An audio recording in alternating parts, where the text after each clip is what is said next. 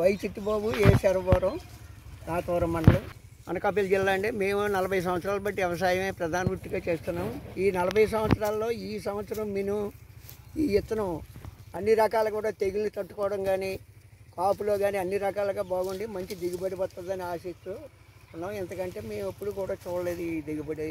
TBG 104 విత్తనం BCT కృషి విజ్ఞాన కేంద్రం యలమంచిలి వారు ఇచ్చినటువంటి విత్తనం అందరికీ కూడా ఇచ్చిన వాళ్ళు అందరూ చాలా సుఖపడ్డారు. ఈ సంవత్సరం మాత్రం 2023-24 రబీలో బ్రహ్మాండంగా ఉంది. ఎట్లు కూడా దోమలన్నీ పడిపోయాయి.